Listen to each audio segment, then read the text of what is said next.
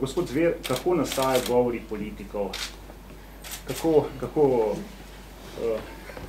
Kako nastaja ta proces, recimo? Oziroma, verjetno je to različno tudi od posameznih politikov, od osebnosti. Vemo, poznamo govore nekaterih, ki so izredno vsebinsko prazni, ki so samo leporečenje, in na drugi strani nekaterih, ki ste bolj manjšini, ki pa so tudi vsebinsko bolj bogati. Hvala za vprašanje, hvala tudi za povabilo, da ste me povabila na novinarsko konferenco, kjer predstavljamo še eno knjigo Janeza Janše v zadnjem času. Verjamem, da jih je napisal več kot vsi tisti, ki so ga izključili iz pena od takrat naprej. Kako nastajajo politični govori?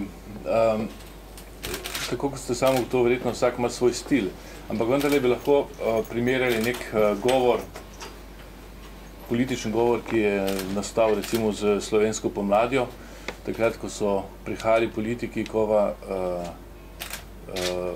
Omana, Peterleta, Bavčarja, Janše, se mi zdi, da je bila dikcija, da je bil politični jezik, politični diskurs bolj razumljiv kot govori, ki smo jih poslušali še v starem sistemu, ki je bil močno ideološko nabit in podobno. No, to, kar Janez v govor razlikuje od ostalih, je verjetno zelo taka koncizna struktura govora, ne? Vedno boste našli v govoru neko celovito, poglobljeno analizo stanja, potem predstavo nekega želeno podobo, kamor bi morala recimo se družba razvijati, če govori o družbi, in te elemente imajo tudi ostali govori več ali manj, ne? Ampak pri njegovih govorih boste vedno našli še tretji element, ki je pa ključen, pot, kako priti do nekih ciljev ali pa želene podobe, recimo do neke vizije. In to se mi zdi ta dodana vrednost, in to boste verjetno tudi sami opazili, ko boste vzeli v roke to zajetno knjigo govorov, ne? Že sama naslovnica je zanimiva, ne? Zelo pomenljiva. To je Plečnikov parlament, ki v Sloveniji še ni bil realiziran, ampak to še ne pomeni, da kdaj tudi ne bo. Ko bo slovenska država, ko bodo slovenski državljani začutili pomen teh simbolov, ne, bomo morda, ko bo narodna zavest še večja, ne, ko bomo še bolj spoštovali svojo državo, morda bomo tudi zgradili takšnega na pravem mestu. Ideje se pojavljajo zadnja leta in jaz upam, da bodo tudi realizirane nekoč. No, naslov pa je tudi pomenljiv, ne? Druga republika, Slovenija vrednot.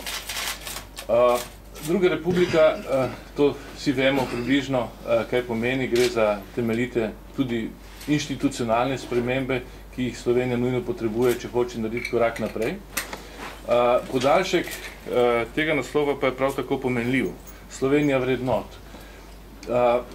Evropska ljudska stranka je tam pred 2 desetletjem ali pa pol drugim desetletjem sprožila to idejo Evropa vrednot.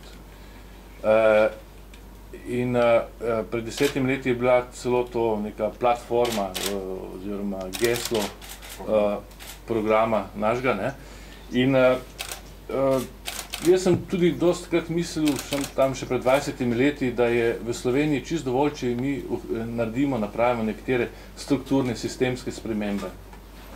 Ampak vedno bolj smo opazovali, vključno s Pučnikom konec 90-ih let in tudi v teh govorih boste našli to spoznanje, da je premalo uvesti ustrezne strukturne institucionalne spremembe, so nujni pogoji, niso pa zadostni.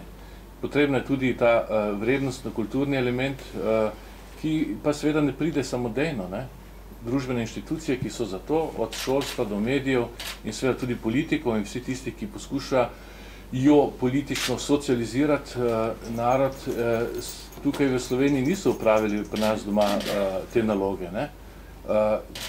Če hočete, prvi dokaz za to je nizka udeležba ljudi na volitvah ali pa nizka stopnja zaupanja v demokratične inštitucije ali pa celo premala nacionalna samozavest. Zato se mi zdi ta kulturni moment, ta kulturna dimenzija, ki je v tej knjigi, v teh govorih Janez nenehno poudarja, ključna in zelo pomembna. Noter tudi boste našli fenomenalno zvezo pri nekaterih govorih, recimo en zadnji taki govor njegov je bil na Euromajdanu v Kijevu v času krize v Ukrajini in začne se zgodba tudi z govorom, ki ga je imel o takrat v Litvi, ko je pred 25 leti ruska rdeča armada poskušala zaustaviti demokratizacijske procese v tej državi, v baltski državi. Kako se zgodovina na čuden način ponavlja, ne? Ali pa na zanimiv način. Mislim pa, da je v srednjem mestu vendarle dano tudi v tej knjigi govoru, ki je tudi mene najbolj prevzel. To je govor ob smrti dr. Jožeta Pučnika. Celoten govor je namenjen svobodi in iskanju svobode in je kar prav, da ga je tega postavil na sam začetek tega zbornika.